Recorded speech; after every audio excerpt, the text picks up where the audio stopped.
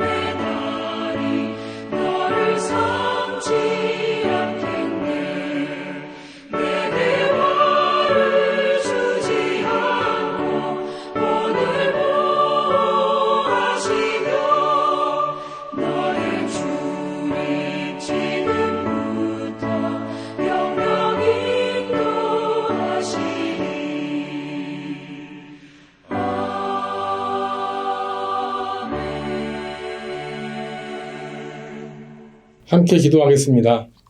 참 좋으신 아버지 하나님 감사합니다. 우리가 눈을 들어 산을 바라볼 때 우리의 도움이 천지를 지으신 아버지 하나님께로 온다는 그 사실이 우리의 삶 가운데 유일한 소망입니다.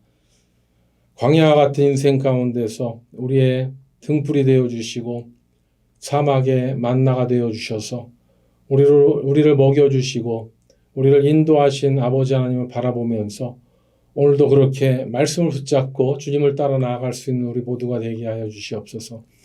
하나님, 7, 8월에는 우리 공동체 리더십들이 쉼을 갖습니다. 우리 공동체장님들과 또 방장님들 잘 또 쉬시고 준비되셔서 또 우리 가을에 한 텀을 잘 섬길 수 있는 그런 기회가 될 수 있도록 도와주시고 또 기도하면서 우리 방원들 서로 단합하면서 사랑하면서 그렇게 우리 교회가 건강한 소그룹으로 세워지고 건강한 교회가 각 셀들을 통하여 다락방을 통하여 이루어질 수 있는 우리 모두가 되게 하여 주시옵소서. 오늘도 말씀을 통하여 주시는 은혜를 우리 마음에 담고 각자에게 주시는 음성을 들을 수 있도록 성령께서 인도해 주시기를 간절히 소망하며 우리를 죄에서 구원하신 예수님의 이름으로 기도드립니다. 아멘.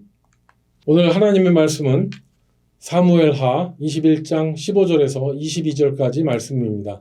성경이나 스크린을 참조하시고 제가 읽어드리도록 하겠습니다.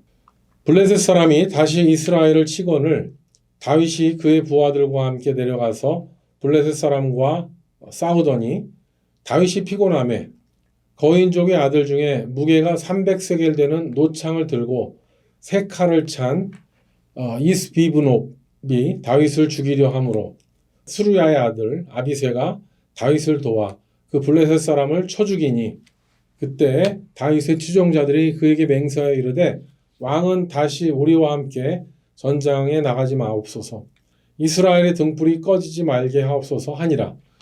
그 후에 다시 블레셋 사람과 곱에서 전쟁할 때에 후사 사람 십북에는 거인족의 아들 중에 삽을 쳐 죽였고 또다시 블레셋 사람과 곱에서 전쟁할 때에 베들레헴 사람 야레오르김의 아들 엘하나는 가드 골리앗의 아우 라흐미를 죽였는데 그 자의 창자로는 배틀채 같았더라.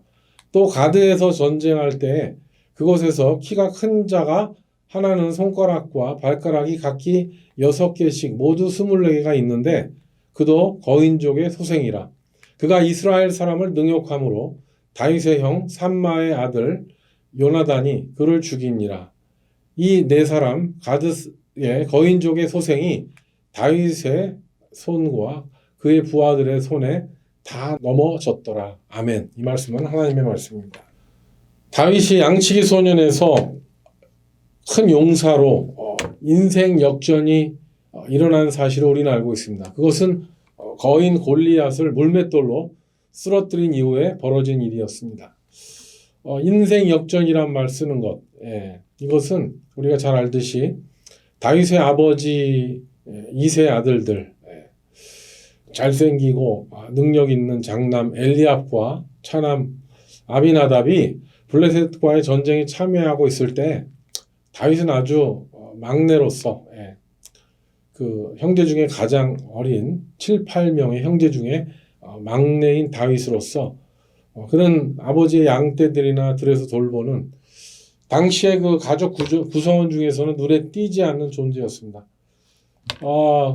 그 전쟁터에 간 것도 형들을 이렇게 위문하러 오라고 한 아버지의 심부름 갔다가 블레셋의 거인 장수 골리앗을 만나게 됩니다. 이때 골리앗이 이스라엘의 군대를 희롱하고 여호와 하나님의 이름을 망령되이 일컫는 것을 보고 의분을 느낀 다윗이 목숨을 걸고 나가서 싸울 때 하나님은 역사를 바꾸신 거죠. 그때 인생 역전이 일어난 것이죠. 다윗은 뭐 특별히 전투를 뭐 이렇게 준비했었던 사람은 아니었지만 들짐승들, 늑대나 곰이나 특별히 사자 같은 그런 무서운 짐승들이 양들을 해하려고 했을 때 평소 때 돌팔매를 잘 연습을 해서 거인 골리앗을 만났을 때도 평소 때 있었던 그런 돌팔매를 가지고 단 한 번에 골리앗의 관자놀이를 돌로 꿰뚫는 일로 말미암아 골리앗의 칼로 골리앗의 머리를 잘라내죠. 그래서 이 사건 때문에 아주 이스라엘이 대승을 하게 돼서 그때 당대 여인들이 사울이 죽인 자는 천천히요 다윗은 만만히로다. 괜히 그냥 이런 쓸데없는 노래를 불러갖고 사울 왕을 불쾌하게 했습니다. 그래서 노하게 한 바람에 미움을 받게 돼서 젊은 나이에 쫓기게 된 그 사건도 이 거인 골리앗과의 전투로 시작된 것이죠. 그런데 오늘 본문은 다윗이 그 압살롬에게 왕위를 빼앗길 뻔했다가 다시 왕위로 복귀한 후에 블레셋의 재침공이 벌어진 가운데 다윗의 부하들이 거인들을 쓰러뜨렸던 내용을 열거하고 있습니다. 정말 이 내용이 대단하죠. 이 블레셋과 새로 벌어진 이 전투에 4명의 거인들이 쓰러졌다는 내용이 성경에서는 아주 의도적으로 기록되고 있는데요.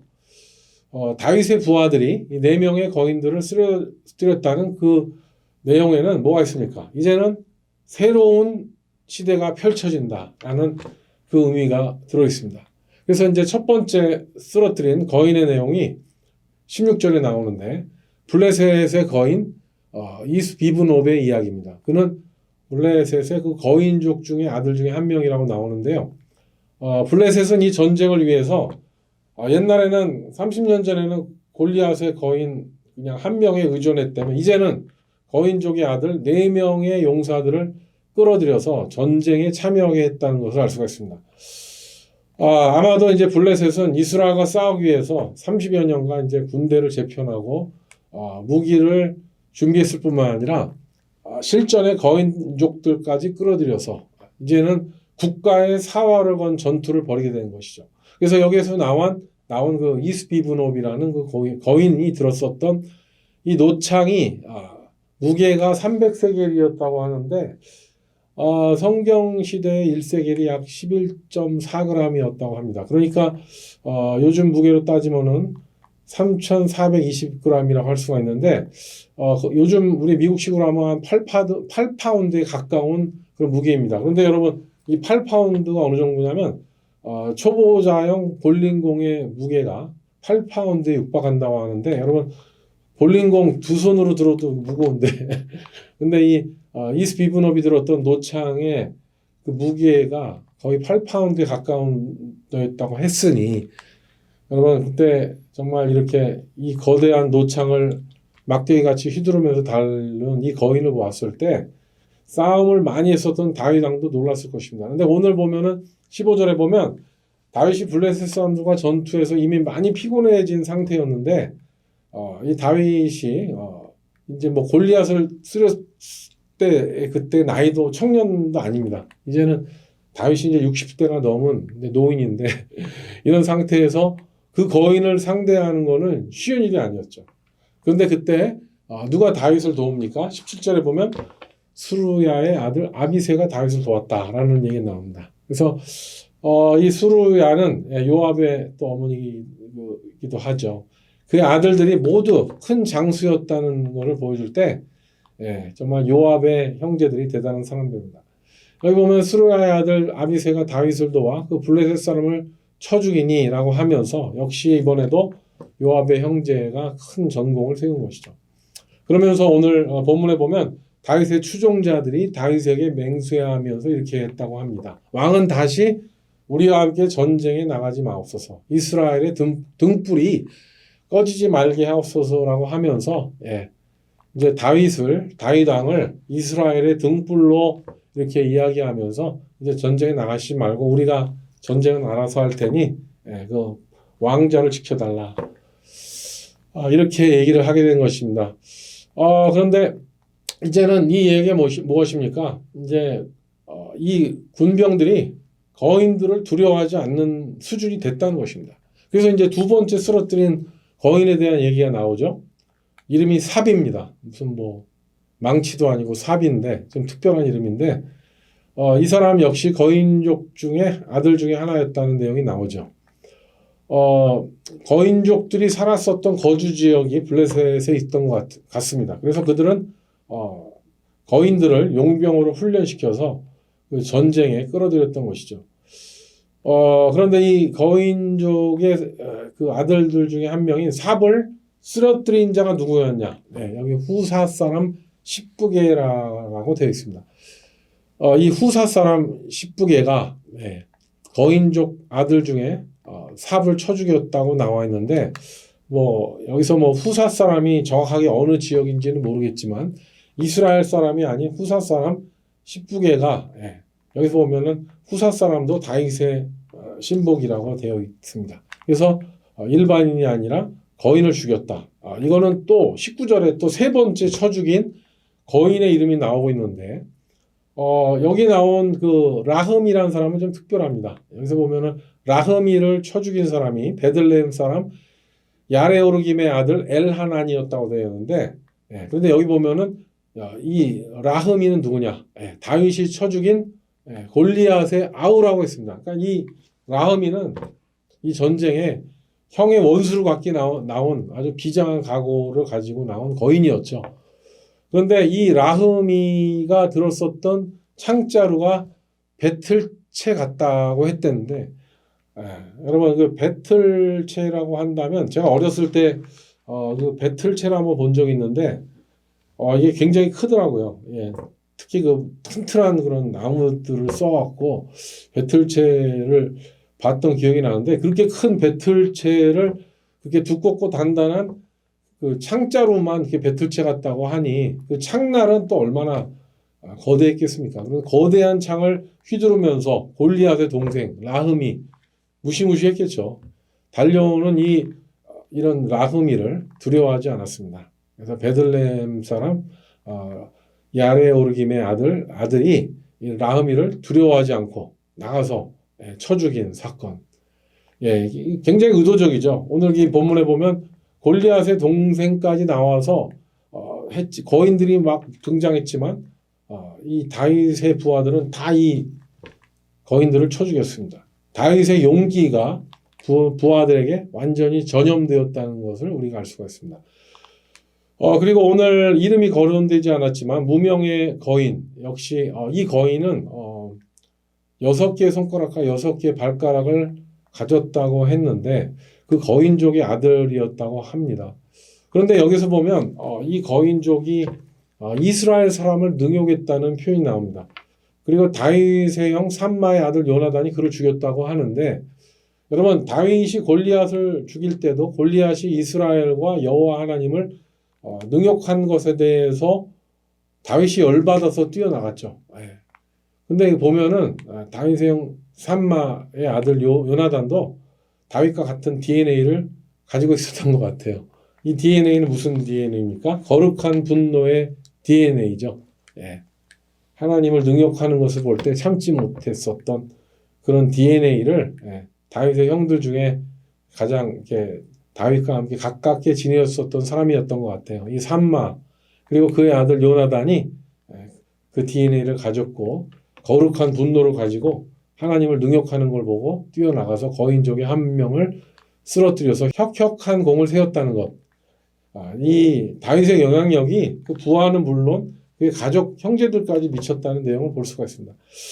오늘 본문 가운데 사무엘하 21장의 저자는 왜 이스라엘의 군대 용사들이 거인족들의 아들들을 쓰러뜨린 이야기들을 의도적으로 전하고 있겠습니까? 그것은 무엇일까요? 그것은 이제 다윗 혼자서 가드 사람 골리앗을 쳐 죽이겠다는 그 사건으로 이제 끝난 것이 아니라 이제 블레셋이 군을 정비해서 다른 4명의 거인들까지 다 용병으로 끌어들여서 이스라엘을 침공한다 할지라도 이제는 다윗이 아닌 다윗의 부하들에 의해서 모두 쓰러지고 말았다는 그 사실을 기록한 것이죠. 그것도 장사들을 정말 한두 명도 아니고 4명이나 쓰러뜨렸다는 사실은 이제 이스라엘의 하나님은 전쟁에 능하시고 그들이 아무리 거인들과 같은 어떤 적이 나타난다 할지라도 그들은 두려움 없이 승리하는 하나님의 이름으로 승리하는 백전백승의 군대가 되었다는 사실을 기록하고 있는 것입니다. 그런 믿음을 갖게 되었다는 것이죠. 사사기 시대만 해도 블레셋은 철기 문명을 가지고 있었죠. 그래서 철제 무기와 철병거를 가진 무서운 해양 민족이었습니다. 그래서 사울왕 때만 해도 블레셋은 군사적으로 우위였고요. 그리고 다윗이 이제 왕이 되었을 때 그들이 철기 문명을 갖고 있었지만 다윗이 워낙 용맹해서 그들이 여러 전쟁에 패하고 겉으로는 이제 이스라엘에게 조공을 보내는 것 같이 했지만 블레셋은 속으로 칼을 갈았습니다.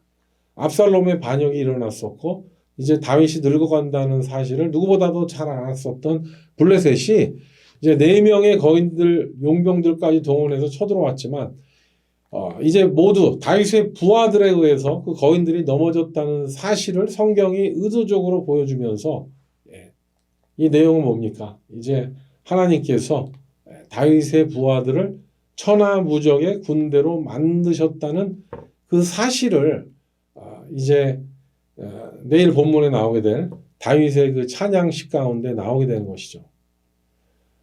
정말 그렇습니다. 경험이 없었을 때 하나님의 도우심으로 승리를 누리지 못했을 때는요.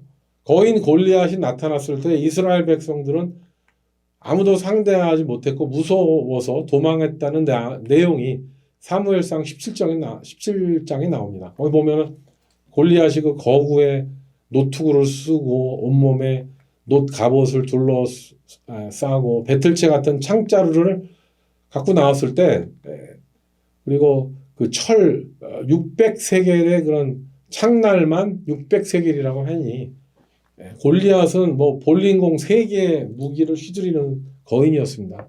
그러니까 오늘 나온 거인들보다 훨씬 더 큰 괴물이었죠. 그런데 다윗은 20대에 그 소년이었을 때 그 거인들을 쓰러뜨렸고 그때 이스라엘 백성들의 생각이 바뀐 거예요.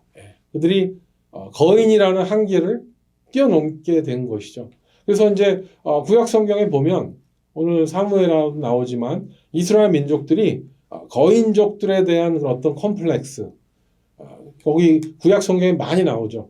거인족으로 해서 고생했었던 하나님의 백성들이 있었는데 다윗이 이제 왕이 돼서 그 헤브론에 있지 않고 예루살렘으로 이제 천도를 할 때 보면은 그 예루살렘을 그 지키고 있었던 살았었던 여부수족들 거인들이죠. 난공불락의 성이었는데 다윗이 통일 왕국의 왕이 되자마자 제일 먼저 한 전쟁이 예루살렘의 여부수족들을 함락시킨 것이었습니다. 그러니까 이제 사무엘하 21장 이후에 보면은 이스라엘이 이제 거인족의 컴플렉스가 이제 완전히 끝나버리는 거죠. 거인이라는 이유만으로 두려워하는 것이 이제 없어진 것입니다. 이제 싸움에 대한 생각 자체가 바뀐 것이죠.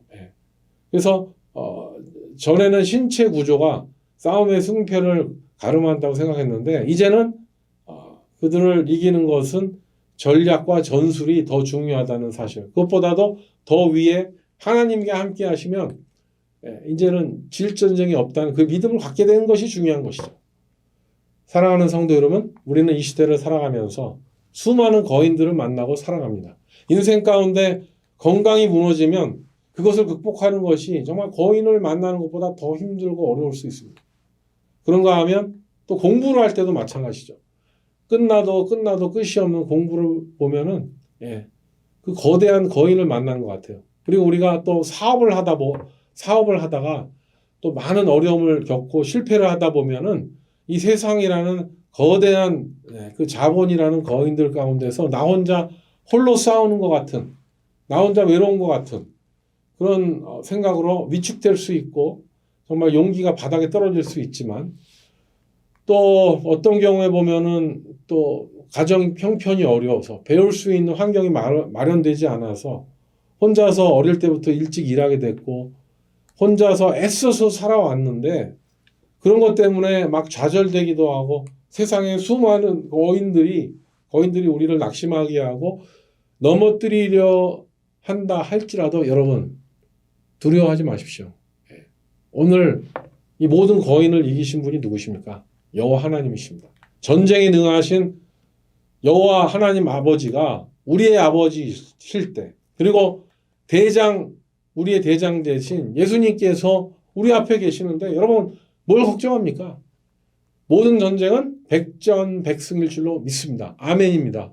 다윗이 골리앗을 무너뜨리면서 이스라엘의 군대가 더 이상 거인들을 두려워하지 않는 것처럼 하나님께서 우리와 함께 하실 때 우리는 아무리 어려운 거인과 같은 우리를 두렵게 하는 거인이 있는 전쟁을 임한다 할지라도 우리는 반드시 승리하게 될 줄로 믿습니다. 그 믿음 하나 때문에 이스라엘이 거인을 두려워하지 않는 것처럼 우리도 용기를 갖게 될 줄로 믿습니다. 그러므로 우리도 다윗과 같이 아무리 우리를 죽이겠다고 달려오는 모든 사탄의 공격과 위험과 협박이 있다 할지라도 이 모든 전쟁에 능하시고 승리케 하시는 우리 여호와 하나님 아버지를 우리가 아버지로 모시고 있는 한 우리는 아무것도 두려워하지 않을 줄로 믿습니다. 그 거인이 우리를 건강으로, 그 거인이 우리를 물질로, 그 거인이 우리를 관계로, 그 포지션으로 온갖 치사한 방법으로 우리를 협박하고 넘어뜨리려고 위협한다 할지라도 여러분 결코 피하지 마십시오. 오히려 우리의 대장 되신 주 예수 그리스도를 따라서 힘차게 적진을 향해 깊숙이 달려 들어가게 되는 저와 여러분 되시기를 주님의 이름으로 축복합니다. 그럴 때 그렇게 커 보이고 거대했었던 거인들은 하나 둘씩 무너질 줄로 믿습니다. 왜요? 우리 주 예수 그리스도의 능력이 우리와 함께 하시고 그 예수 그리스도의 이름으로 우리를 낙심케 하려는 모든 그 사탄 마귀 권세들 거인들은 예수의 이름으로 떠나갈지어다 이렇게 선포할 때 우리는 반드시 승리하게 될 줄로 믿습니다. 오늘도 그런 주님을 믿고 여러분 평생에 그런 주님으로 승리하며 그렇게 주님을 맞이하는 우리 모두가 되시기를 주님의 이름으로 축복합니다. 아멘. 함께 기도하겠습니다. 하나님, 전쟁은 하나님께 속한 것이 얼마나 감사한지 모르겠습니다. 우리 모든 삶의 전쟁, 영적 전쟁, 우리의 삶 자체가 전쟁입니다. 우리의 가정을, 건강한 가정을 유지하는 것도 전쟁이고 또 우리가 열심히 공부하는 것도 전쟁이고 사업하는 것도 전쟁이고 신앙생활하는 것도 전쟁입니다. 이 많은 전쟁을 우리가 어떻게 다 승리할 수 있겠습니까? 우리의 대장 대신 예수 그리스도를 뒤쫓아 예수님을 대장 삼아 그 모든 전쟁에 승리하게 하시고 우리를 쓰러뜨리려 하는 모든 그 수많은 거인들과 우리가 싸워 승리하게 하여 주시옵소서. 다윗이 골리앗을 무너뜨렸을 때 그 부하들이 이제는 더 이상 그 두려움에서 헤매는 것이 아니라 오히려 더 날렵하게 뛰어나가 승리했던 것처럼 우리도 그렇게 예수님을 따라 이 세상을 이기고 예수 그리스도를 예비하며 그날을 준비하는 우리 모두가 되게 하여 주시옵소서. 오늘도 그런 복된 하루가 되기를 원하옵고 우리를 죄에서 구원하신 모든 싸움에서 승리케 하시는 우리 구주 예수님의 이름으로 간절히 기도드립니다. 아멘. 네, 이제 각자 기도하는 시간입니다. 오늘도 승리하시기 바랍니다. 화이팅입니다.